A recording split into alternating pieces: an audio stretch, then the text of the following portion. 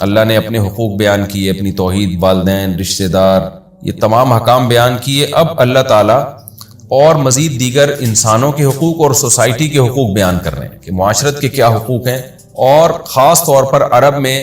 جو اولاد کے ساتھ ناانصافی ہوتی تھی وہ یہ کہ بیٹیوں کو قتل کر دیا جاتا تھا، تو اسپیشلی اس حکم کو اللہ بیان کر رہے ہیں کہ وَلَا تَقْتُلُوا أَوْلَادَكُمْ خَشْيَةَ إِمْلَاقٍ، اپنی اولاد کو غربت کے خوف سے قتل مت کرو۔ بعض رات اس طرف گئے یا مطلق اولاد مراد ہے، بیٹے ہوں یا بیٹیاں، لیکن ہم جو ہسٹری دیکھتے ہیں اور جو قرآن و سنت میں دوسری جگہ دیکھتے ہیں وہ یہی کہ وہ بیٹیوں ہی کو قتل کیا کرتے تھے۔ بعض دفعہ عار کی وجہ سے کہ بیٹی ہے تو لوگوں میں ذلت کا ذریعہ بنے گی، یعنی لوگ کیا کہیں گے کہ بیٹی تمہارے یہاں بیٹی پیدا ہوئی ہے، اور بعض دفعہ اس لیے کہ بھئی کھلانے کو گنجائش نہیں ہے، تو ظاہر ہے بیٹے کما کے کھلاتے ہیں، بیٹیاں کما نہیں سکتی تو وہ تو بظاہر سوسائٹی پہ بوجھ بنتی ہیں اور ان کو خود کھلانا پڑتا ہے، تو اس لیے زیادہ راجح یہی معلوم ہوتا ہے کہ اس سے بھی جو مفسرین جمہور اسی طرف گئے ہیں کہ اس سے بیٹیاں ہی مراد ہیں۔ تو بیٹیوں کو دو وجہ سے قتل کیا جاتا تھا، دونوں طرح کے قتلوں پہ اللہ نے پابندی لگائی، ایک غیرت کے نام پہ اور ایک قتل غربت کی وجہ سے۔ تو اللہ نے فرمایا کہ اپنی اولاد کو غربت کے خوف سے قتل مت کرو۔ یہاں بیٹیوں کو اولاد سے تعبیر اس لیے کیا گیا کہ اولاد کے لفظ میں ایک محبت اور شفقت ہے، تو بیٹی کے لفظ میں عرب کے لیے محبت نہیں تھی جب اسلام دنیا میں نہیں آیا تھا، اس وقت عرب کے لیے بیٹی کے لفظ میں محبت نہیں تھی، تو اللہ نے کہا اولاد ہے تمہاری، تو جیسے بیٹا تمہاری اولاد ہے تو بیٹیاں بھی تمہاری اولاد ہیں، تو اپنی اولاد کو کون اپنے ہاتھوں سے قتل کرتا ہے؟ وَلَا تَقْتُلُوا أَوْلَادَكُمْ خَشْيَةَ إِمْلَاقٍ، غربت کے خوف سے اپنی اولادوں کو قتل مت کرو۔ نَحْنُ نَرْزُقُهُمْ، ہم تمہیں بھی رزق دیں گے، وَإِيَّاكُمْ اور ان کو بھی رزق دیں گے۔ تو کیا مطلب؟ جب اللہ تعالیٰ اولاد دے رہا ہے، چاہے بیٹا ہو یا بیٹی ہو، تو رزق کا وہ پہلے سے انتظام کرتا ہے، تو وہ ماں باپ کو بھی رزق دے گا اور اولاد کو بھی رزق دے گا۔ یہ خوب سمجھ لیں، اس قسم کی جتنی بھی آیات ہیں جس میں اللہ تعالیٰ یہ کہہ رہے ہوں کہ ہم یہ کریں گے، تو یہ اللہ کی مشیت کے ساتھ متعلق ہوتی ہیں، یعنی اگر ہم چاہیں گے تو ہم ان کو بھی رزق دیں گے، تمہیں بھی رزق دیں گے۔ تو سوال پیدا ہوتا ہے اگر اللہ چاہے گا تو، اور اگر اللہ نے نہیں چاہا تو پھر کیا ہوگا؟ تو یہاں چاہنے کا مطلب یہ ہوتا ہے کہ رزق کے ملنے یا نہ ملنے کا مدار اولاد کے پیدا ہونے یا نہ ہونے پر نہیں ہے، وہ ہماری چاہت پر ہے۔ تو اگر تمہارے اولاد پیدا نہیں ہوئی تو بھی ہماری چاہت پہ تمہیں رزق ملے گا، ہم چاہیں گے تو دیں گے، نہیں چاہیں گے تو بغیر اولاد والوں کو بھی بھوکا مار دیں گے ہم، اور اگر ہم نے نہیں چاہا تو اولاد پیدا ہونے کے بعد بھی نہیں دیں گے۔ تو یہ جو رزق کے میں تم نے جو یہ سمجھ بیٹھے ہو نا کہ بچے پیدا ہوں گے تو رزق کی کمی ہوگی، یہ تمہاری حماقت اور بے وقوفی ہے۔ رزق کی کمی یا رزق کی کثرت کا مدار اللہ کی چاہت پر ہے، تو آپ اللہ سے لڑ کے روزی نہیں لے سکتے۔ اللہ سے لڑنے کا کیا مطلب؟ اللہ کے حکم کی مخالفت کر کے اللہ سے کیسے آپ روزی لے سکتے ہو؟ تو اللہ کے حکم کی مخالفت کیا ہے کہ اولاد کو روکنا یا اس کو قتل کر دینا۔ تو ان آیت کی روشنی میں تمام مفسرین کا اتفاق ہے کہ جیسے بچے کو قتل کرنا حرام ہے پیدا ہونے کے بعد، اسی طرح حمل کو غربت کے خوف سے روکنا بھی حرام ہے، کیونکہ اللہ نے یہ کہہ دیا ہے کہ یہ ہمارا کام ہے رزق دینا یا رزق نہ دینا، یبسط الرزق لمن یشاء ویقدر۔ تو اس میں اگر تم اسلام کے حکم کو یا اللہ کے آرڈر کو فالو نہیں کرو گے اور یہ سوچو گے کہ بھئی رزق کہاں سے آئے گا، بچہ کھائے گا کہاں سے، تو اس کا مطلب خدا سے لڑ رہے ہو، تو یہ ایک حماقت والا کام کر رہے ہو، کیونکہ رزق تو اللہ کی مرضی، وہ تمہیں دے یا نہ دے۔ تو اس لیے اللہ تعالیٰ نے عنوان استعمال کیا۔ ہاں سوال پیدا ہوتا ہے پھر اللہ یوں کہہ دیتا نا کہ میں چاہوں گا تو رزق دوں گا، اس میں چاہنے کا ذکر کیوں نہیں ہے؟ وہ چاہنے کا ذکر اس لیے نہیں ہے کہ تاکہ امید غالب ہو۔ علامہ آلوسی رحمہ اللہ تعالیٰ اس طرح کی جو آیات ہیں نا ان کی تفسیر میں ایک بات لکھتے ہیں کہ ان آیتوں میں اشارہ ہے کہ جس کے اولاد ہوگی اس کے میں رزق کی برکت کا امکان زیادہ ہوگا، جس کے اولاد نہیں ہوگی اس میں رزق کی برکت کا امکان کم ہوگا، کیونکہ اس کے لیے اللہ نے الفاظ استعمال کیے اولاد والوں کے لیے، جو بے اولاد ہیں ان کے لیے اللہ نے یہ الفاظ استعمال نہیں کیے، یا جو اپنے بچوں کو غربت کے خوف سے قتل کر دیتے ہیں ان کے لیے استعمال نہیں کیے۔ آگے اللہ فرماتے ہیں ان قتلہم کان خطئا کبیرا، ان کا قتل کرنا بہت بڑا جرم ہے، قتل کر دینا بہت بڑا جرم ہے۔ تو اس آیت کی روشنی میں تمام فقہا کا اتفاق ہے، اور یہ مضمون دیگر احادیث سے بھی ثابت ہے اور صحابہ کے عمل سے بھی ثابت ہے کہ انتہائی غربت میں جب یہ آیتیں نازل ہوئیں اور نبی صلی اللہ علیہ وسلم نے ترغیب دی تزوج الودود الولود کہ ایسی عورت سے نکاح کرو جو کثرت سے اولاد دے اور محبت کرتی ہو، یہ اس موقع پہ نبی نے فرمایا، اور عبداللہ بن مسعود رضی اللہ تعالی عنہ اور اصحاب صفہ کے لوگ جن کے پاس ایک لنگوٹی نہیں ہوتی تھی جس سے ایک آدمی اپنا پورا سطر چھپا لے، ایک دوسرے کی طرف پشت کر کے بیٹھا کرتے تھے، اس وقت پیغمبر صلی اللہ علیہ وسلم ان حالات میں حکم دے رہے تھے کہ اولاد ایسی عورت سے نکاح کرو جو اولاد تمہیں کثرت سے دے۔ تو آپ سوچئے اس شدید ترین غربت میں اسلام نے بچوں کی کثرت کی ترغیب دی ہے. تو آج جو کھا کھا کے مر رہے ہیں لوگ اور ناشکرے لوگ, اس قدر خدا نے رزق کی فراوانی دی ہے, اور میں کروڑ پتی لوگوں کو دیکھتا ہوں کہ وہ زیادہ نسل نہیں بڑھاتے کہ ان کے خرچے ہم کہاں سے پورے کریں گے. تو یہ آپ اندازہ لگاؤ کہ کس قدر خدا کے غضب کو دعوت دی جا رہی ہے. یعنی گویا بزبان حال اللہ کو بتایا جا رہا ہے کہ ہمارے بیسک خرچے پورے نہیں ہو رہے ہیں. اللہ کا کیسا قہر آئے گا کہ وہ لوگ جن کے پاس کھانے کو روٹی نہیں تھی وہ مجھ پہ توکل کرتے تھے اور نسل بڑھاتے تھے, اور تمہیں لینڈ کروزر میں گھوم رہے ہو, ہزار ہزار گز کے بنگلے تم لوگوں نے رکھے ہوئے ہیں, اور تم اس طرح کی باتیں کرتے ہوئے تمہیں شرم نہیں آتی کہ آج کل ہمارے خرچے پورے نہیں ہوتے. جتنے بڑے مالدار کے گھر میں میں گیا ہوں نا, گروتھ ریشو ان کا اتنا ہی کم ہوگا. جتنا بڑا گھر ہوگا بچے اتنے ہی کم, اور غربا اور مساکین کے ہاں میں نے دیکھا ان کے ہاں نسل زیادہ ہوتی ہے, اولاد زیادہ ہوتی ہے. تو یہ خوشنما نعرے جو فیملی پلاننگ والوں نے لگائے ہیں اور آج ہمارے دینداروں میں بھی رائج ہو گئے ہیں, یہ بدبودار نعرے ہیں, یہ سیکولر قوتوں کے نعرے ہیں, یہ ملحدوں کے نعرے ہیں, یہ ان لوگوں کے نعرے ہیں جو جنہوں نے خدا کو اپنی ڈکشنری سے نکال دیا ہے. یہ ان کی کیلکولیشن ہے, اس کو اٹھا کے دیوار پہ مار دیں. آپ کی اولاد ہو یا نہ ہو یہ اتنا بڑا مسئلہ نہیں ہے, لیکن آپ اس نظریے سے اگر متاثر ہیں اور آپ اس کانسیپٹ سے اگر متاثر ہیں تو یہ قیامت کے دن یہ آپ کے گلے پڑ سکتی ہے. یہ چیز اسلام میں عقیدے کی اہمیت عمل سے زیادہ ہے, تو یہ کانسیپٹ آپ کو کلیئر کرنا پڑے گا. واضح آیتیں نحن نرزقہم وایاکم, ہم ان کو بھی رزق دیں گے اور تمہیں بھی رزق دیں گے. کوئی یہ کہہ سکتا ہے کہ جی وہ تو پیدا ہونے کے بعد قتل ہے نا, تو وہ تو واقعی ظلم ہے. تو بھائی اگر عقل سے دیکھیں تو بظاہر وہ بھی ظلم نہیں ہے. ایک آدمی کو پتا ہے کہ میرا بچہ پیدا ہوا, میرے پاس اپنے کھانے کو روٹی نہیں ہے, یہ بھی بھوکا ننگا گھومے گا اور سوسائٹی پہ بوجھ بنے گا, تو ایک سیکنڈ میں اس کو مار دیتا ہے. تو عقل کے آپ اگر موشگافیوں میں جائیں تو اس پہ بھی ڈیبیٹ ہو سکتی ہے. جیسے میں نے بہت سے مالداروں سے سنا ہے کہ غریب کو تو مر جانا چاہیے اس دور میں, رہنا ہی زندہ رہنے کا حق ہی نہیں ہے کیونکہ اس کی بیچارے کی کوئی زندگی نہیں ہوتی. تو یہ فضول قسم کی باتیں ہم نے بہت سنی ہیں, بہت یہ لوگوں سے اس طرح کی باتیں کہ غربت تو پھر خودکشیاں بھی کر رہے ہوتے ہیں جب ان کے سے پیسہ چھن جاتا ہے, تو چونکہ ان کی نظر میں غریب کی کوئی زندگی نہیں ہے. تو آج ساری دنیا دولت, قوت, پیسہ اور ان چیزوں کو فوکس کر رہی ہے. اللہ تعالیٰ توکل کو فوکس کرتے ہیں, اللہ تعالیٰ توکل کی ترغیب دیتے ہیں کہ دینا ہوگا اللہ اسی طرح تمہیں دے دے گا, نہیں دینا ہوگا تو ایک بچہ بھی تمہارا نہیں ہوگا اور تم سے رزق چھین لے گا. تو اس میں اللہ پہ اعتماد اور اللہ پہ توکل کرو, تو ہم تمہیں بھی رزق دیں گے اور ان کو بھی رزق دیں گے. ان قتلہم کان خطئا کبیرا, ان کا قتل بہت بڑا جرم ہے. اور علامہ ابن کثیر رحمہ اللہ کسی آیت کے تحت لکھتے ہیں کہ عورت کا ماں کے پیٹ میں حمل ضائع کرنا یہ بھی اس جرم میں داخل ہے, وہ بھی قتل نفس میں آئے گا. خاص طور پہ جب بچے میں جان پڑ جائے 4 مہینے کے بعد, تو بچے کا حمل ضائع کرنا بالکل انسانی جان کے قتل کرنے ہی کے مترادف ہے. آج یہ کام بھی ہو رہا ہوتا ہے. اور 4 مہینے سے پہلے حمل ضائع کرنا یہ صرف اس صورت میں جائز ہے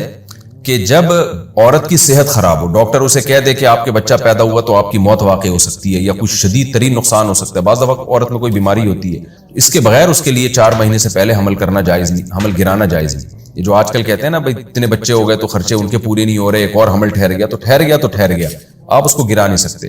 باقی حمل روکنا کن صورتوں میں جائز ہے؟ ایک ہے ٹھہر جانا, ایک ہے روکنا. ٹھہرنے کے حکام تو میں نے بتا دیے, ٹھہرنے کے بعد کیا روکنا جو ہے وہ بھی اس نیت سے کہ میں کھلاؤں گا کہاں سے, تو اس نیت سے روکنا بھی حرام ہے. یہ خوب سمجھ لیں, غربت کے خوف سے یا مہنگائی کے ڈر سے حمل روکنا بھی حرام ہے.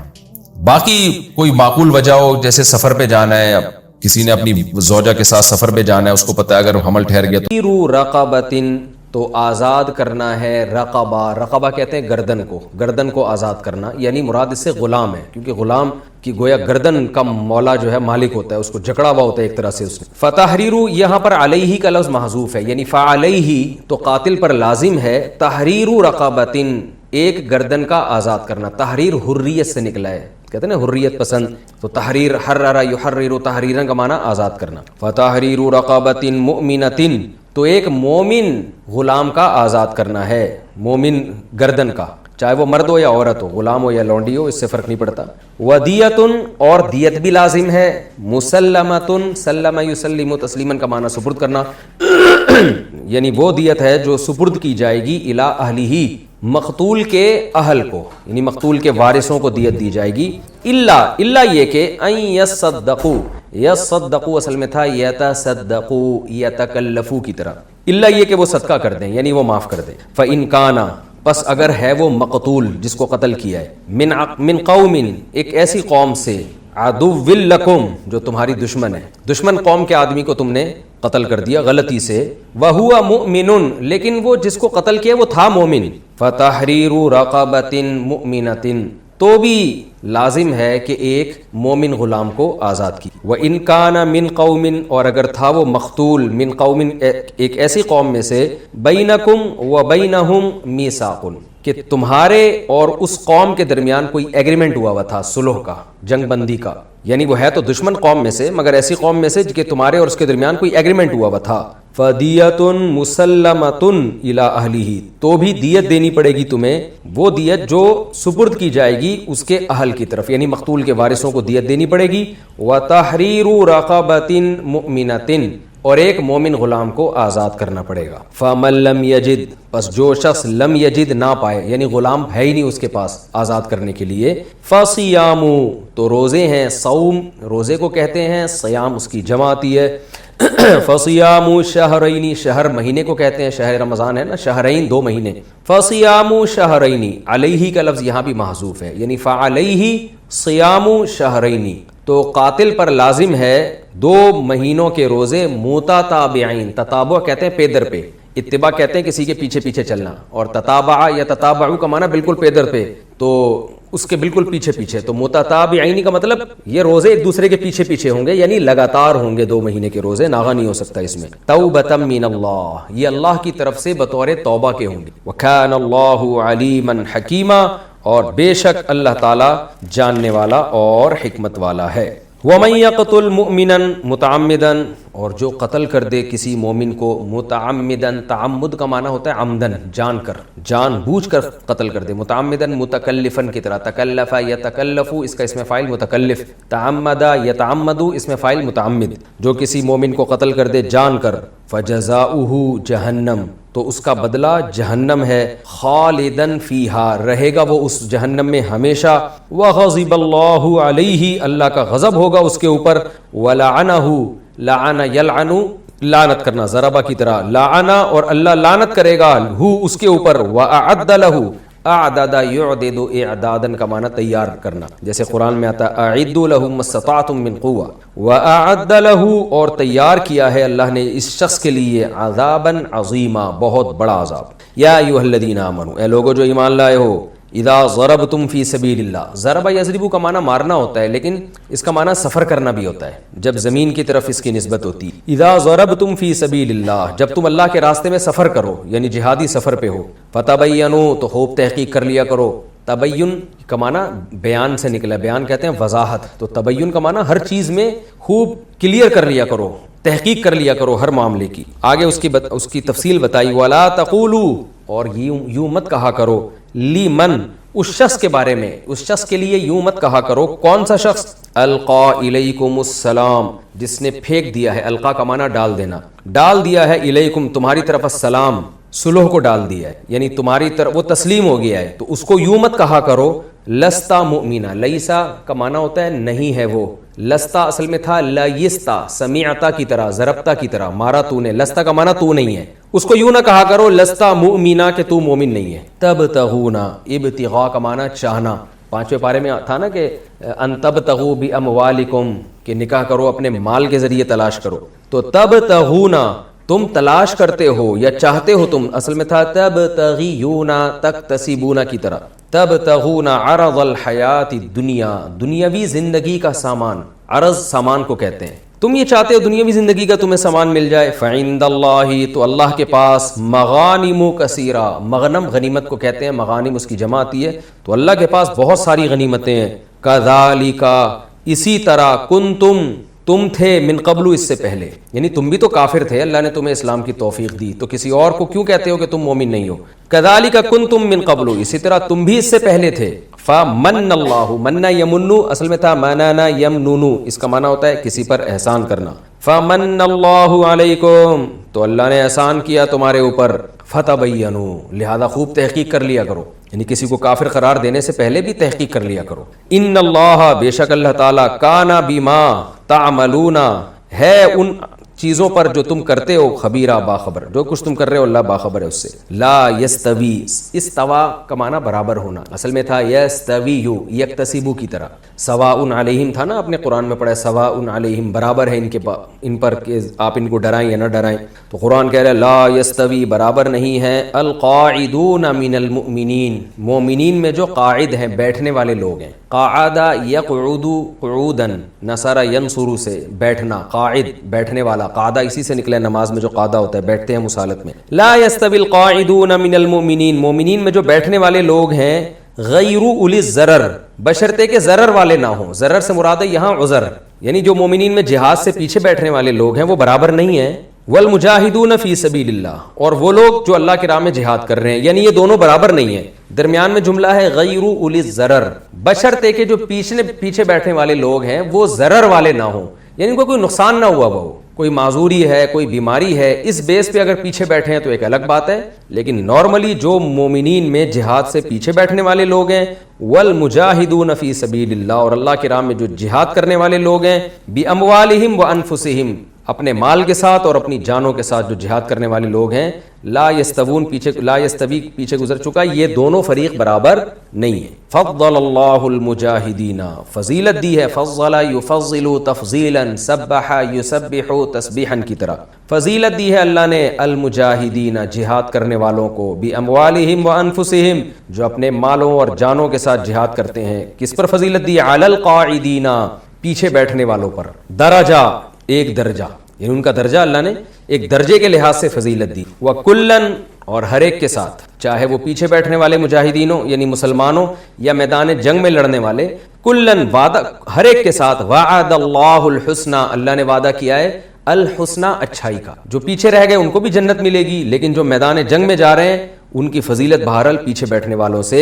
زیادہ ہے. وفضل اللہ المجاہدین، کتنی زیادہ ہے اللہ، آگے اللہ نے بیان کیا. وفضل اللہ المجاہدین، اللہ نے مجاہدین کو فضیلت دی ہے، علی القاعدین، پیچھے بیٹھنے والوں پر، اجرا عظیما، بہت بڑے اجر کے اعتبار سے. جو آگے جائیں گے ان کو بہت بڑا اجر ملے گا. درجات منہ، یہ اللہ کی طرف سے بہت سارے درجات ہوں گے جو مجاہدین کو ملیں گے. ومغفرتاً، گناہ معاف ہوں گے. ورحمہ، اور اللہ کی طرف سے رحمت ہوگی. وکان اللہ غفور الرحیما، اور اللہ تعالیٰ ہے مغفرت کرنے والا اور رحم کرنے والا. یہ تو جی اس کا لفظی ترجمہ ہو گیا اور مختصر گرامر بھی ہو گئی. اب ہم اس کی تفسیر کی طرف آتے ہیں. یہ آیتیں جہاد سے متعلق ہی چل رہی ہیں، پیچھے آپ نے دیکھا. تو ان آیتوں میں اب اللہ تعالیٰ قتل کے احکام بیان کر رہے ہیں کہ اگر کسی سے غلطی سے قتل ہو جائے تو، کیونکہ جہاد میں قتل بھی ہوتا ہے، بعض دفعہ اپنے آدمیوں کو انسان مار دیتا ہے غلطی سے، بعض دفعہ تیر آپ مار رہے ہیں دشمن کی طرف لگ گئے اپنے کسی مسلمان کو جا کے، تو اس قسم کے قتل کے احکام ہیں. دیکھیں قتل بیسیکلی دو قسم پر ہے جو بنیادی قسم ہے. ایک کو کہتے ہیں قتل عمد اور ایک کو کہتے ہیں قتل خطا. پھر اس کی بہت ساری اقسام ہیں فقہ کی کتابوں میں اس ڈیٹیل میں نہیں جاؤں گا. یعنی ہم سادہ زبان میں کہہ سکتے ہیں بعض دفعہ انسان جان بوجھ کر کسی کو قتل کرتا ہے، اور قتل بھی ایسے آلے سے کرتا ہے جو ہے ہی قتل کے لیے، بندوق سے مار دیا، چاقو سے مار دیا، تو صاف پتہ چلتا ہے کہ اس کی نیت قتل کے علاوہ کچھ بھی نہیں. اور ایک قتل ہوتا ہے قتل خطا. قتل خطا میں آپ کا ارادہ نہیں ہوتا، غلطی سے بندہ مر جاتا ہے. جیسے آپ ہرن کا نشانہ لے رہے تھے، اتفاق سے کوئی بندہ سامنے آ گیا، وہاں اس کے گولی لگ گئی. یا آپ سمجھے کہ سامنے کوئی جانور کھڑا ہوا ہے، آپ کی نظر کمزور تھی، وہ کوئی سلیم بھائی کھڑے ہوئے تھے معذرت کے ساتھ، کوئی وسیم کھڑا ہوا تھا سامنے، آپ نے جناب ٹھا کر کے گولی سے اڑا دیا اس کو. بعد میں پتہ چلا رہے یہ کیا ہو گیا، آپ کی نیت بالکل بھی نہیں تھی. آج کے دور میں ڈرائیونگ کے دوران آپ اپنے آرام یعنی ڈرائیونگ کر رہے ہیں اور غلطی سے آپ سے وہ گاڑی کسی کو لگ گئی اور غلطی آپ کی تھی اور وہ بندہ مر گیا. اب ظاہر ہے غلطی تو آپ کی تھی، ٹریفک کے قانون کو تو آپ نے توڑا ہے، مگر آپ کی نیت توڑنے سے بندہ مارنے کی نہیں تھی. وہ اتفاق کی بات ہے کہ وہ بندے کو لگ گئی اور وہ مر گیا. تو یہ سارے قتل کہلاتے ہیں قتل خطا. اچھا، اس میں پھر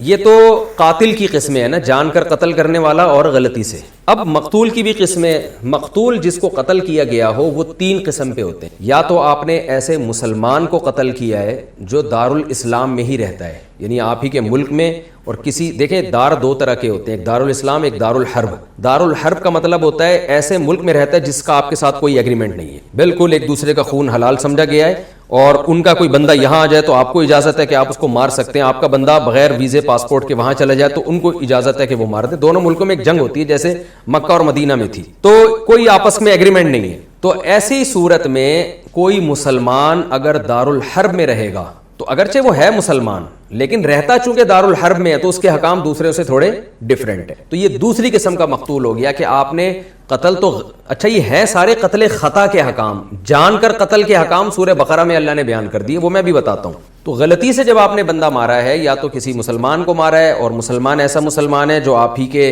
کنٹری میں رہتا ہے, یا آپ نے کسی ایسے مسلمان کو مارا ہے جو ایسے کنٹری میں رہتا ہے جس کی آپ کے ساتھ جنگ ہے اور آپس میں کوئی ایگریمنٹ نہیں ہے, ایسے کنٹری میں وہ رہتا ہے لیکن ہے مسلمان, تو یہ دوسری قسم کا مسلمان ہو گیا. آج اگر کوئی انڈیا میں رہتا ہے تو اس کو دارالحرب اس معنی میں نہیں کہیں گے کیونکہ وہ دونوں ملکوں کے ایگریمنٹ ہے, جنگ بندی ہوئی ہے. کوئی امریکہ میں رہتا ہے مسلمان تو اس کو قتل کے حکام وہ والے نہیں ہوں گے جو میں بھی بیان کر رہا ہوں, وہ وہی سمجھا جائے گا جو آپ کے ملک میں ہی رہتا ہے گویا کہ, یعنی آپ کے کنٹری کا اعتبار نہیں ہے, اعتبار اس سے کہ کوئی ایسے ملک میں رہتا ہو کہ جس سے آپ کی جنگ ہو اور دونوں کے لیے ایک دوسرے کا خون بالکل حلال ہو, کوئی آپس میں ایسا ایگریمنٹ نہ ہو, یعنی دونوں کو اجازت ہو کہ ایک دوسرے پہ چڑھائی جب چاہیں کر سکتے ہیں. تو یہ دوسری قسم کا مقتول بھی مومن ہوگا لیکن رہتا دارالحرب میں, دارالاسلام میں نہیں رہتا. یہ دوسری قسم کا مقتول ہو گیا. تیسرا مقتول وہ ہوتا ہے جو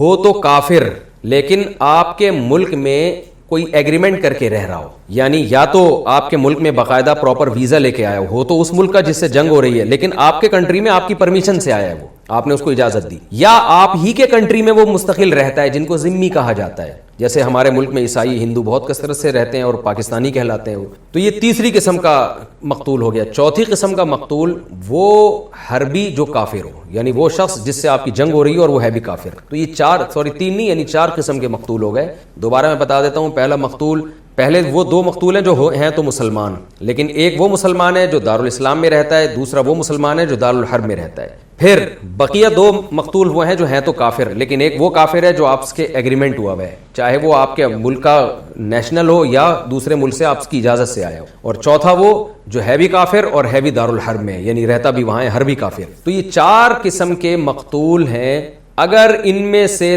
حربی کافر کا قتل ہو جائے غلطی سے تو کچھ بھی نہیں ہے, کیونکہ وہ رہتا بھی وہاں ہے, آپ کا کوئی اس سے ایگریمنٹ بھی نہیں ہے اور اس سے جنگ بھی ہے. وہ آپ بھولے سے بھی یعنی غلطی سے بھی مار دیں گے تو وہ تو جان کر بھی ماریں گے تو کچھ نہیں ہوتا, تو غلطی سے ماریں گے تو وہ طریقے اولا کچھ بھی نہیں ہوگا. اور بقیہ جو ہیں ان میں جو پہلی قسم کا مسلمان ہے, یعنی وہ مسلم ہے جو ہے تو مسلم اور رہتا بھی آپ کے کنٹری میں ہے, یعنی آپ کے کنٹری سے مراد دارالاسلام میں رہتا ہے, اس کو اگر آپ غلطی سے قتل کریں گے تو 2 سزائیں قرآن نے بیان. قصاص تو آپ سے نہیں لیا جائے کیونکہ جان کر نہیں مارا آپ نے. قصاص کا مطلب مقتول کے وارثوں کو یہ اجازت نہیں ہوگی کہ وہ آپ کی بھی گردن اڑا دیں, بلکہ ان کو دیت دی جائے گی. تو 2 سزائیں آپ پر نافذ ہوں گی. نمبر 1 دیت کی. وہ دیت کی سزا یہ ہے کہ آپ مقتول کے وارثوں کو دیت دیں گے, اور دیت کتنی ہے وہ میں ڈیٹیل میں بھی بتاتا ہوں آپ, تاکہ آپ کو نا ایک ترتیب سے یہ پہلے پوری بات یاد ہو جائے. دوسرا مقتول وہ ہے جو دارالحرب میں ہے لیکن ہے مسلمان. اس کو اگر آپ نے غلطی سے مار دیا تو دیت آپ پر نہیں ہے, صرف کفارہ ہے. اچھا سوری,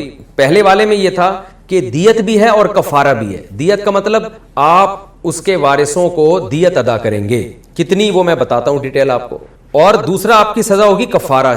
یعنی ایک غلام آپ نے آزاد کرنا ہے جو مسلمان غلام ہے. اگر غلام آپ کے پاس نہیں ہے جیسے کہ آج کل نہیں ہوتا تو پھر 60 روزے لگاتار کنٹینیو آپ کو رکھنے پڑیں گے. یہ پہلی قسم کی قتل کی سزا ہے کہ ایک مسلمان کو آپ نے قتل کیا غلطی سے, ڈرائیونگ کے دوران مار دیا یا شکار کرتے ہوئے مار دیا, یا بھی ایک کیس ہمارے سامنے آیا کہ مکہ مارا ہے اس نے بیچارے لڑائی میں, اس کی نیت قتل کی نہیں تھی لیکن وہ مکے سے ہی بندہ مر گیا. تو ایسا بھی ہو جاتا ہے بعض دفعہ, بعض لوگوں کے مکے میں بڑی طاقت ہوتی ہے, یہ مکہ لگ ایسی جگہ پہ جاتا ہے کہ سامنے والا مر جاتا ہے. تو اس قسم کے قتل میں آپ نے دیت بھی دینی ہے اور قاتل نے 60 روزے لگاتار رکھنے ہیں. آج کل غلاموں کا دور نہیں ہے تو اب 60 روزے ہی ہیں. اور یہ دیت دینی کس کو ہے؟ مقتول کے وارثوں کو. دوسرا قتل کیا ہے کہ آپ سے مسلمان کا قتل ہو گیا لیکن وہ مسلمان رہتا ہے دارالحرب میں. تو دارالحرب میں چونکہ آپ کی حکومت نہیں ہے, آپ کے ملک کے قوانین وہاں لاگو نہیں ہوتے, تو ایسی صورت میں آپ پر صرف کفارہ لازم ہے. کفارہ, وہ کفارہ کیا ہے؟ آپ نے غلام کو, ایک مومن غلام کو آزاد کرنا ہے,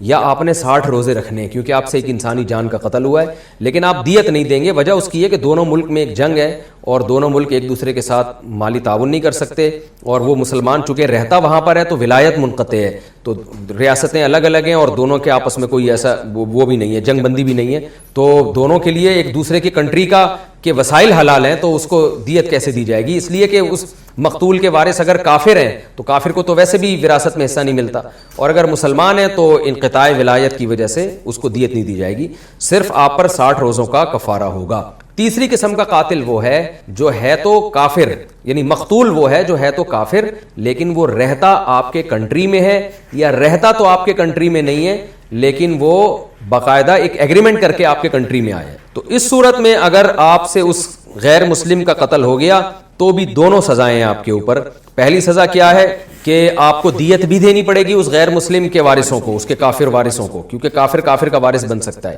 دیت بھی دینی پڑے گی اور 60 روزے لگاتار بھی رکھنے پڑیں گے، کیونکہ یہاں بھی وہ چونکہ ایک ایگریمنٹ کے تحت آیا تھا اور آپ کے کنٹری کا ایک نیشنل ہے وہ، تو آپ سے غلطی ہوئی ہے تو دیت دینی پڑے گی اور 60 روزے لگاتار آپ کو رکھنے پڑیں گے. ان کا قاتل مقتول وہ ہے جو حربی ہے. حربی کا مطلب جس سے آپ کا کی جنگ ہے اور ہے بھی غیر مسلم، اس کے قتل کا کوئی وہ نہیں ہے کیونکہ وہ تو لڑائی ہے اور آپ کا کوئی ان کے ساتھ ایگریمنٹ نہیں. تو امید ہے انشاءاللہ یہ چاروں قسمیں آپ کو یاد ہو گئی ہوں گی قتل کی، اور ان کے حکام بھی یاد ہو گئے ہوں گے. اور اگر جان کر آپ نے قتل کیا ہے تو جان کر قتل کی اخروی سزا تو قرآن نے یہاں بیان کی ہے، دنیاوی سزا سورہ بقرہ میں بیان کی ہے. وَلَكُمْ فِي الْقِصَاصِ حَيَاتٌ يَا أُولِي الْأَلْبَابِ، کہ تمہارے لیے قصاص میں حیات ہے. جان کر اگر آپ نے کسی مسلمان کو قتل کر دیا جو آپ کے کنٹری میں ہے تو پھر اس مسلمان کی سزا یہ ہے کہ جان کر قتل کی سزا، یا کہیں بھی رہتا ہے وہ، تو اس کی سزا ہے قصاص. قصاص کا مطلب یہ کہ مقتول کے وارث آپ ان کو اجازت ہے کہ وہ آپ کو بھی قتل کریں، اور حکومت کا کام ہے قاتل کو پکڑ کے مقتول کے وارثوں کے حوالے کر دیں. یہ گورنمنٹ کو اختیار نہیں ہے کہ وہ قاتل کو معاف کرے، یہ گورنمنٹ کو اختیار نہیں. نہ گورنمنٹ کو یہ اختیار ہے کہ قاتل کو قتل کرے، نہ گورنمنٹ کو یہ اختیار ہے کہ قاتل کو معاف کرے، بلکہ شریعت نے صاف لفظوں میں سورہ بنی اسرائیل میں بھی اور سورہ بقرہ میں بھی اللہ نے بتا دیا کہ اگر کوئی شخص قتل کرتا ہے تو حکومت کا کام صرف اتنا ہے کہ قاتل کو پکڑ کے مقتول کے وارثوں کے حوالے کر دیا جائے. اب تمہاری مرضی ہے بھائی، تم اسے قتل کرو یا تم اسے فری میں چھوڑ دو یا دیت لے کے چھوڑو. تو دیت بھی لینا جائز ہے مقتول کے وارثوں کو، تو وہ بھی ٹھیک ہے. اور اگر جان کر قتل ہوا ہے لیکن ذمی کا قتل ہوا ہے، یعنی ایسے کافر کا قتل ہوا ہے جو آپ کا ہی ملک کا شہری ہے، قتل جان کر ہوا ہے، تو پھر یہاں پر فقہا کا اختلاف ہے. جو 3 ائمہ ہیں، امام مالک، امام شافعی، امام احمد بن حنبل، تو وہ فرماتے ہیں ایسی صورت میں ذمی کا جب قتل ہو جائے تو غیر مسلم ہے تو اس کی دیت تو ہے، قصاص نہیں ہے. یعنی وہ مقتول کے وارثوں کو دیت دی جائے گی، مسلمان سے قصاص نہیں لیا جائے گا. لیکن امام ابو حنیفہ رحمہ اللہ تعالیٰ کا مذہب یہ ہے، اور جب بھی خلافتیں چلی ہیں زیادہ تر فقہ حنفی ہی کی حکومتیں رہی ہیں، تو اس لیے عملی طور پر اسی پر عمل ہوتا رہا ہے کہ اگر آپ نے ایسے یعنی غیر مسلم جو آپ کے کنٹری میں رہتا ہے اس کو اگر قتل کر دیا تو قصاص لیا جائے گا، اس ذمی کے وارثوں کے حوالے مسلمان کو کیا جائے گا. وہ وارث چاہیں تو قتل کر دے اس مسلمان کو، چاہیں تو اس سے دیت لے لیں، وہ ان کی یعنی جو مسلمان کو قتل کرنے کا حکم ہے وہی ذمی کو بھی قتل کرنے کا حکم ہے. دلائل دونوں کے پاس ہیں. امام حنیفہ کی بات بھی بہت مضبوط ہے کہ نبی صلی اللہ علیہ وسلم نے فرمایا وہ جو ہم سے ایگریمنٹ کرتے ہیں وہ ایگریمنٹ ہے اسی بیس پر حدیث کا مفہوم ہے کہ لہم ما لنا وعلیہم ما علینا، کہ ان کے پھر وہی حقوق ہوں گے جو ہمارے ہیں اور ان پر وہی ذمہ داریاں ہوں گی جو ہمارے اوپر ہیں. تو حقوق میں پھر یہ بات بھی آتی ہے کہ اگر ان کے ہم جیسے مسلمانوں کو کوئی قتل کرے تو قصاص ہے، تو ان کو قتل کرنے پر بھی قصاص ہے. تو یہ پوری تفصیل میں نے آپ کے سامنے پیش کر دی ہے. اب ہم اس آیت انشاءاللہ اس کی تفسیر سمجھنا آپ کے لیے آسان ہوگا. اب میں اس میں ایک اور بات بھی بتا دیتا ہوں کہ دیت کی مقدار ہے کتنی، چاہے جان کر قتل ہو یا غلطی سے قتل ہو، دیت کی مقدار ہے کتنی اور دی کس کو جائے گی. تو دیت کی مقدار 100 اونٹ ہے، اور اگر چاندی کو دیکھیں تو 30 کلو 618 گرام چاندی، یعنی 30 کلو چاندی اور 618 گرام یہ آج کے دور میں بنتی. سونے کی بھی اسی کے حساب سے مقدار ہے، وہ اس وقت میرے ذہن میں نہیں ہے، لیکن اصل نصاب چاندی کا ہی چلتا ہے. تو 30 کلو 618 گرام چاندی، 1 کلو چاندی میرا خیال ہے آج کل 1,30,35,000 کی چل رہی ہے. تو یہ 30 کلو کو آپ ضرب دے دیں 1,35,000 سے، تو یہ 50-60 لاکھ روپے شاید بن جائیں گے اس کے، واللہ عالم. بہرحال چاندی کے ریٹ اوپر نیچے ہوتے رہتے ہیں. 100 اونٹ بھی ہے تو قاضی اور جج جس دیت پہ فیصلہ کر دے وہ دیت نافذ ہو جاتی ہے، یا مقتول کے وارثین اور قاتل کے درمیان کوئی ایگریمنٹ ہو جائے تو وہ بھی ٹھیک. اچھا، جب آپ جان کر قتل کرتے ہیں ایسی صورت میں اگر مقتول کے وارث قصاص معاف کر دیں تو، اور وہ کہیں کہ قاتل ہمیں دیت دے، تو یہ ٹوٹلی دیت اکیلے قاتل کے کندھوں پہ آتی ہے، کیونکہ اس کا جرم بہت بڑا ہے کہ اس نے جان بوجھ کر قتل کیا ہے. اس میں قاتل کے ساتھ کوئی اور شریک نہیں ہوگا، ٹوٹلی اکیلے قاتل کے کندھوں پر آئے گی. لیکن اگر غلطی سے قتل کیا ہے کسی نے، جان کر قتل نہیں کیا، تو مقتول کے وارث جب قاتل سے دیت لیں گے تو یہ دیت اکیلے قاتل پر نہیں آتی بلکہ عاقلہ پر آتی ہے. عاقلہ کہتے ہیں مدد کرنے والے، نصرت کرنے والے، یعنی وہ لوگ جو ایک گروہ کی شکل میں رہتے ہوں آج کل اس کی مثال ہے جیسے آپ کسی کمپنی میں جاب کرتے ہیں تو کمپنی کے جتنے امپلائیز ہیں جو آپ کے ساتھ کمانے والے ایک چھت کے نیچے ہوتے ہیں، ایک ادارے کے تحت ہوتے ہیں، ان تمام امپلائیز پر وہ دیت ڈیوائیڈ ہوگی، کیونکہ قاتل پر 40 50 60 لاکھ روپے کا خرچہ ڈال دینا یہ ظلم ہے قاتل کے اوپر، اس لیے کہ اس نے جان کر یہ کام نہیں کیا۔ اب سوال پیدا ہوتا ہے جب قاتل پر 50 لاکھ روپے ڈال دینا ظلم ہے تو نہ ڈالے جائیں، کیوں ڈال رہے ہو آپ اس کے اوپر؟ اس کا جواب یہ ہے کہ اگر اس کے اوپر ہم نہیں ڈالتے تو مقتول کے وارثوں کا جو نقصان ہوا ہے اس نقصان کی تلافی کیسے ہوگی، ان میں جو انتقام کی آگ بھڑک رہی ہے وہ کیسے ٹھنڈی ہوگی؟ تو اسلام نے کیا کیا ہے کہ اس کا بھی خیال کیا ہے کہ ٹھیک ہے آپ نے جان کر قتل نہیں کیا لیکن ذریعہ قتل کا بہرحال آپ بنے ہو، تو اگر مقتول کے وارثوں کی تلافی نہیں کی جائے گی، ان کو اس کا جرمانہ نہیں دیا جائے گا تو مقتول کے وارثوں کے دل میں انتقام کی آگ بھڑکے گی اور اس سے ملک میں، کنٹری میں، ریاست میں فساد پیدا ہوگا اور ان کا نقصان بھی بہرحال ہوا ہے، ان کا بندہ گیا ہے۔ تو اس لیے شریعت نے دیت تو ڈالی ہے ایسے موقع پہ، لیکن تاکہ مقتول کے وارثوں کی تلافی ہو، لیکن دیت اکیلے قاتل پہ نہیں ڈالی کیونکہ اس نے جان کر، اس کو تو سزا اللہ نے دے دی 60 روزے رکھو لگاتار، تو اس لیے وہ ڈیوائیڈ ہوگی جس میں قاتل بھی شریک ہوگا۔ وہ ڈیوائیڈ کس پر ہوگی کہ آپ کسی اسکول میں جاب کرتے ہیں تو اسکول کے تمام امپلائیز پر آئے گی، آپ کسی مدرسے میں ہیں تو مدرسے کے تمام امپلائیز پر آئے گی، آپ کسی فیکٹری میں ہیں تو سیٹ سمیت، ملازمین سمیت سب پر ڈیوائیڈ ہوگی۔ تو وہ ڈیوائیڈ ہو کے ہر ایک پر اتنی تھوڑی تھوڑی آتی ہے کہ ان کی تنخواہوں سے وہ کٹے گی، تو کسی پر کوئی بوجھ نہیں ہوتا اور وہ یکمش نہیں لی جاتی بلکہ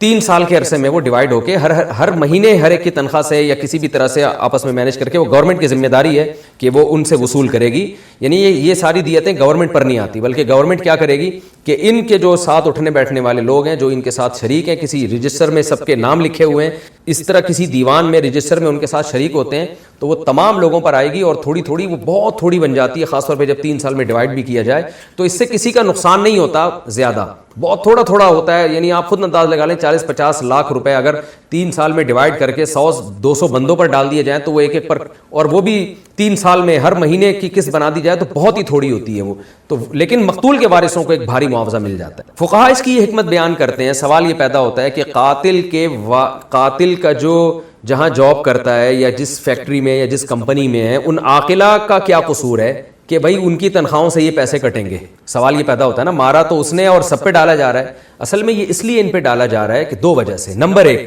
ان میں سے اگر کسی سے ہو گیا تو پھر اس پہ بھی آئے گا، یعنی وہ سب اپنے آپ کو سیو محسوس کریں گے کہ یار ہم جس کمپنی میں جاب کرتے ہیں تو یہ غلطی سے تو کسی سے بھی ایکسیڈنٹ ہو سکتا ہے نا، آپ کہیں جا رہے ہیں کوئی بندہ مر سکتا ہے، یہ تو کسی سے بھی ہو سکتا ہے نہ چاہتے ہوئے بھی، تو اتنی بڑی بھاری بھرکم دیت ایک آدمی پر آئے گی تو ان کو یہ تسلی ہوگی کہ خدا نخواستہ کل ہم سے اگر غلطی سے یہ کام ہو گیا تو پھر ہم بھی تنہا نہیں ہیں بلکہ یہ لوگ میرے ساتھ بھی تعاون کریں گے، تو یہ سوچ کے وہ آپ کے ساتھ تعاون کرے گا۔ کیونکہ دیت میں جو ہے نا، یاد رکھیں صرف قتل کی دیت نہیں ہوتی، دیت اور بھی بہت ساری چیزوں کی ہوتی، بندہ نہ مرا، اس کا ہاتھ کٹ گیا، اس کی آنکھ پھوٹ گئی، تو ہر چیز کی الگ الگ دیت ہوتی ہے، وہ خطا میں سب پر آتی ہے وہ دیت، تو ایک انسان کو تسلی ہوتی ہے۔ دوسری بات یہ کہ وہ ایسے جرائم سے اپنے ملازمین کو روکیں گے، وہ خود کمپنی سمجھائے گی کہ بھائی دیکھو کسی سے انسان سے قتل ہوتا ہے نا تو پوری کمپنی پر بوجھ آئے گا، اس کا سب کی تنخواہوں سے لیا جائے گا، کمپنی پہ بوجھ آئے گا، تو اس لیے کمپنی یا ادارہ یا اسکول یا مدرسہ اس کا خیال کرے گا، وہ تربیت دے گا اپنے امپلائیز کو کہ بھائی گاڑی آپ چلائیں ٹریفک کے قوانین کے مطابق، شکار کریں قوانین کے مطابق، کیونکہ ان کو یہ احساس ہوگا کہ ایک آدمی کی غلطی سے پوری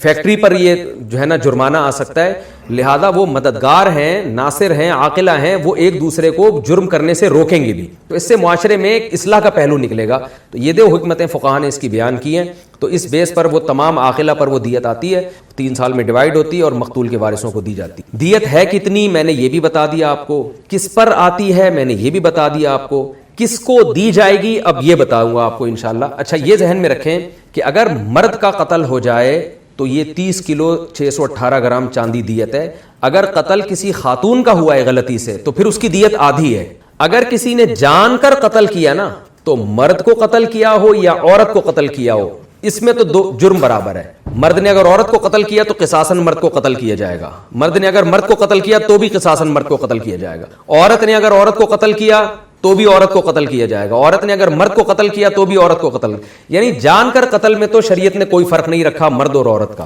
لیکن اگر غلطی سے قتل ہوا ہے تو پھر مرد کی دیت 30 کلو چاندی 618 گرام اور عورت کی دیت 100 اونٹ کے بجائے 50 اونٹ، 30 کلو کو آپ 15 کلو چاندی کر دیں۔ اس پر ہمارے جو لبرل لوگ ہیں یہ بڑا اعتراض کرتے ہیں کہ یہ کیا بات ہوئی میں اس اعتراض کا بھی جواب دیتا ہوں. پہلے میں یہ دیت کے احکام کمپلیٹ کر لوں. یعنی وہ کہتے ہیں گویا عورت کا اسلام میں قیمت ہی کم رکھی ہے اور مرد کی قیمت ڈبل رکھی ہے. یہ میں ابھی آپ کو انشاءاللہ اس اعتراض کا جواب دیتا ہوں. ابھی تو میں صرف دیت کے احکام بیان کر رہا ہوں. اس پر پوری امت کا اجماع ہے کہ عورت کی دیت آدھی ہے, مرد کی دیت پوری ہے. یعنی اگر عورت کو کسی نے قتل کر دیا غلطی سے, جان کر نہیں, تو آدھی دیت دینی پڑے گی. دیت دیں گے کس کو اور کتنی دیں گے؟ دیت دینے کا طریقہ یہ ہے کہ جس کو قتل کسی نے غلطی سے کیا ہے تو دیکھا جائے گا اس مقتول کا اگر خود سے انتقال ہوتا تو اس کی وراثت میں اس وقت کس کو کتنا کتنا حصہ ملتا. جیسے ایک آدمی کا انتقال ہوا, زید کا, فرض کریں اس کی ایک بیوی ہے تو بیوی کا 8واں حصہ ہوتا ہے. اس کے ماں باپ ہیں تو ماں باپ میں سے ہر ایک کا چھٹا حصہ ہوتا ہے. اور باقی ساری وراثت جاتی ہے بیٹے اور بیٹیوں میں, اس طور پر کہ بیٹے کو دگنا اور بیٹی کو آدھا.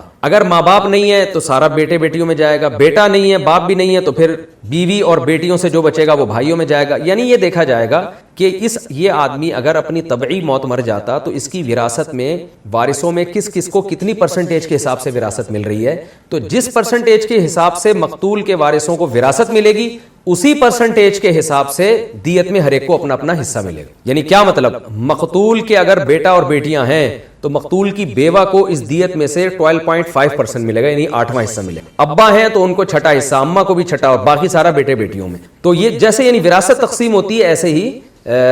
دیت تقسیم ہوتی. اور دیت میں قرآن نے آگے بیان کیا کہ اگر کوئی وارث معاف کرنا چاہے تو وہ اپنا حصہ معاف کر سکتا ہے. یعنی وہ بیوہ کہہ سکتی ہے کہ میرا 8واں حصہ دیت میں تھا, میں نے معاف کر دیا, تو پھر قاتل پر وہ لازم نہیں ہوگا. تو یہ اچھا, دیت میں آپس کی انڈرسٹینڈنگ سے کمی بیشی بھی ہو سکتی ہے. یعنی کمی تو ہو سکتی ہے کہ یعنی وہ اس سے زیادہ تو ظاہر ہے نہیں لے سکتے وہ زبردستی. کمی بھی ہو سکتی ہے کہ وہ پوری دیت معاف نہ کریں, آدھی معاف کر دیں, 1/3 معاف کر دیں. تو یہ حکام میں نے آپ کے سامنے بیان کیے دیت کے, کس کو دی جائے گی, کتنی دی جائے گی, اور اس کا دی کیسے جائے گی. اب یہ ایک اشکال جو لوگ کرتے ہیں ہمارے ہاں ملحدین کہ اسلام نے دیکھو عورت کی دیت آدھی رکھی ہے اور مرد کی پوری رکھی ہے, یہ بھی اتنا غلط یعنی اعتراض ہے کہ اول نظر سے ہی سرسری غور سے ہی پتہ چل جائے گا آپ کو کہ یہ وہ یہ کہنا چاہ رہے ہیں کوئی عورت پہ ظلم کیا ہے. تو بات اصل میں یہ ہے کہ جس عورت کو قتل کر دیا وہ تو دنیا سے چلی گئی. اب اگر اس عورت کی آدھی دیت ہے تو اس عورت کو تھوڑی مل رہی ہے, اس کو تو اللہ آخرت میں جو بھی انتقام لینا ہوگا لے گا. یہ تو جو خاندان کا نقصان ہوا ہے اس نقصان کی تلافی کے لیے وارثوں کو پیسے دیے جا رہے ہیں. تو جب آپ کے خاندان میں کوئی مرد دنیا سے جاتا ہے تو خاندان کو نقصان زیادہ ہوتا ہے. عورت جب دنیا سے جاتی ہے تو خاندان کا نقصان نسبتاً کم ہوتا ہے, کیونکہ مرد میں اللہ نے طاقت اور قوت زیادہ دی ہے, کما کے دے رہا ہوتا ہے اور حفاظت کر رہا ہوتا ہے, لڑائی جھگڑے کرتا ہے, محلے والوں سے الجھتا ہے. وہ خاندان کا محافظ عورت کی نسبت زیادہ ہوتا ہے, جو عمومی ہے. باقی بعض دفعہ اس کے الٹ بھی ہو سکتا ہے, لیکن ہمیشہ قانون اور قاعدہ جو بنایا جاتا ہے وہ ایک اصول اور کلیات کو دیکھ کے بنایا جاتا ہے, اکثریت کو دیکھ کے بنایا جاتا ہے. تو چونکہ مرد کے مرنے سے نقصان زیادہ ہے اس لیے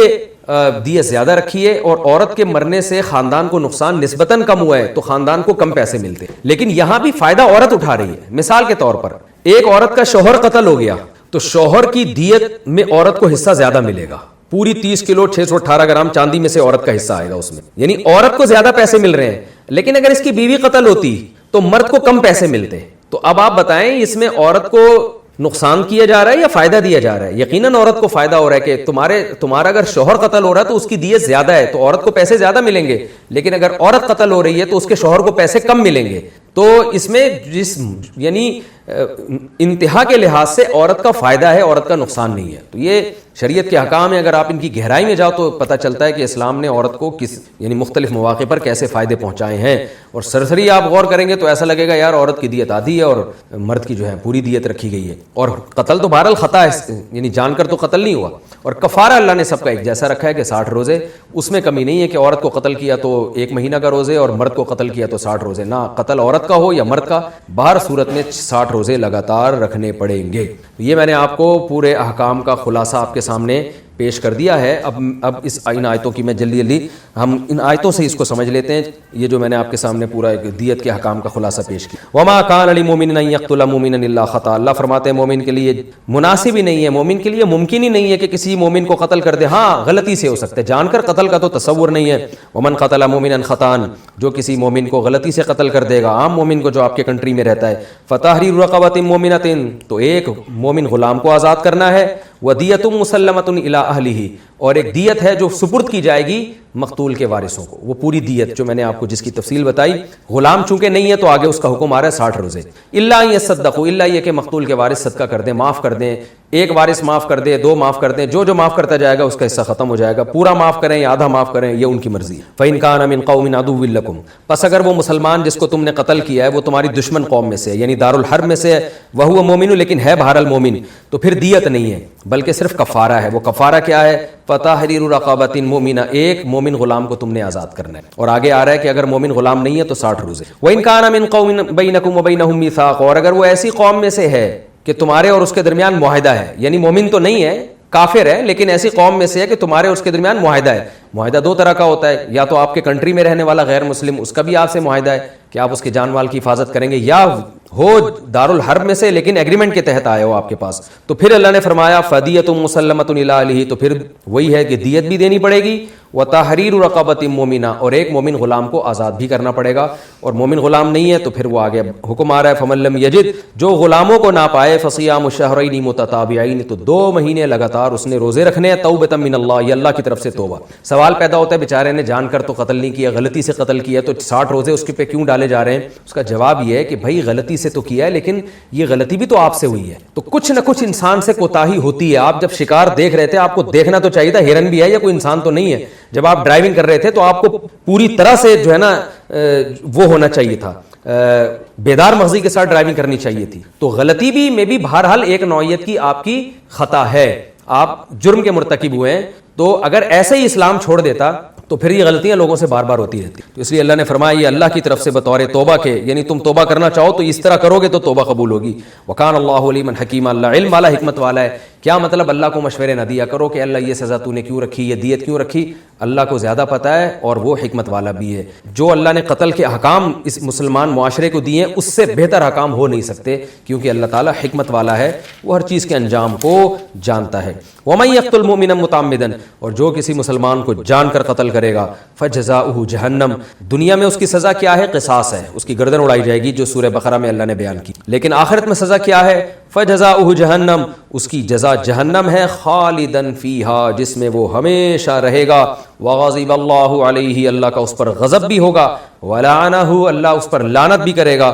وأعد له عذابا عظیما، اور اللہ نے اس کے لیے بہت بڑا عذاب تیار کر کے رکھا ہے۔ اس آیت سے پتہ چل رہا ہے کہ قاتل اگر جان کر کسی مسلمان کو قتل کر دے تو اس کی معافی نہیں ہے بلکہ وہ ہمیشہ جہنم میں رہے گا، لیکن پوری امت کا اس پر اجماع ہے کہ یہاں ہمیشہ سے مراد یہ ہے کہ اس کی اصل سزا تو یہی ہے کہ ہمیشہ، لیکن احادیث سے پتہ چلتا ہے کہ اگر وہ مومن تھا، ایمان پر موت واقع ہوئی ہے، تو قرآن کی دوسری آیتوں سے بھی اور احادیث سے بھی، اور یہ اتنی کثرت سے آیتیں اور احادیث ہیں کہ اس پر صحابہ، تابعین، چاروں اماموں کا آج تک اجماع ہے کہ اس کی اصل سزا اللہ نے یہاں بیان کی ہے، لیکن دوسرے مقامات پہ بیان کر دیا کہ نبی صلی اللہ علیہ وسلم کی شفاعت اور جو ہے اہل اللہ اور شہداء کی شفاعت سے بالآخر وہ جہنم سے نکال لیا جائے گا۔ تو یہ جو اللہ نے فرمایا نا خالدن فیہا، ہمیشہ رہے گا، اور اس پر اللہ کا غضب ہوگا، تو غضب بھی ہوگا، لعنت بھی ہوگی، لیکن یہ وقتی ہوگی، کیونکہ اس پر پوری امت کا اجماع ہے کہ ایمان کی حالت میں جو بھی دنیا سے گیا وہ بہرحال اپنے گناہوں کی سزا کھانے کے بعد ایک نہ ایک دن جہنم کی آگ سے نکلے۔ تو اس کے دلائل کیا ہیں یہ میں پہلے دے چکا ہوں، تو میں دوبارہ ریپیٹ نہیں کروں گا، کیونکہ یہ مضمون بہت ساری احادیث سے ثابت ہے، صحابہ کا اس پر اجماع ہے۔ اس پر ایک حدیث ہے عبداللہ بن عباس رضی اللہ تعالیٰ عنہ کی، اس میں اشکال ہو سکتا ہے کہ عبداللہ بن عباس کے سامنے ایک شخص آیا اور اس نے کہا کہ کیا قاتل کی بھی توبہ قبول ہوگی یا وہ ہمیشہ جہنم میں جائے گا؟ تو حضرت عبداللہ بن عباس نے فرمایا توبہ قبول نہیں۔ جب وہ اٹھ کے چلا گیا تو صحابہ نے پوچھا، تابعین نے عبداللہ بن عباس سے، عبداللہ بن مسعود نہیں، عبداللہ بن عباس، کہ آپ، یا ہاں عبداللہ بن عباس، کہ آپ نے کیسا جواب دیا ہے؟ توبہ تو سب کی قبول ہے۔ تو انہوں نے فرمایا کہ مجھے اس بات کا خوف ہے کہ یہ قتل کرنے جا رہا ہے۔ تو وہ سیاسی گویا جواب دیا، کیونکہ یہ اگر میں اس کو بتاؤں گا ہاں توبہ قبول ہوگی اور جہنم سے نکال دیے جاؤ گے اور معافی بھی ہو جائے گی، تو پھر یہ جری ہو جائے گا،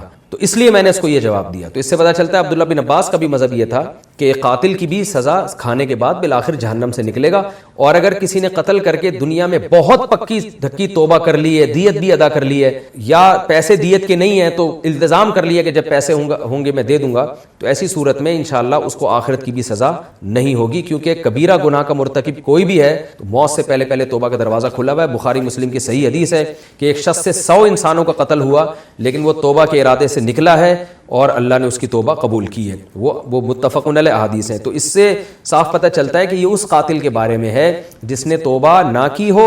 اور دوسری بات یہ کہ وہ بھی جہنم میں جائے گا لیکن بالآخر سفارش کی وجہ سے ایک دن نکال لیا جائے گا. تو ایک مطلب یہ بیان کیا گیا خالدن فیہا کا کہ ہمیشہ رہے گا، یعنی اصل سزا یہ ہے لیکن یہ اصل سزا ملے گی نہیں. دوسرا مطلب یہ بیان کیا یہاں ہمیشہ ہے مکھ سے طویل، یعنی بہت طویل عرصے تک جہنم کی آگ میں جلے گا وہ. اس پر پوری امت کا اتفاق ہے کہ قاتل تھوڑے دنوں کے لیے جہنم میں نہیں جائے گا، بہت طویل عرصے تک اس کو جہنم کی آگ میں جلایا جائے گا، کیونکہ اللہ کا اس پر غضب بھی، اللہ کی اس پہ لعنت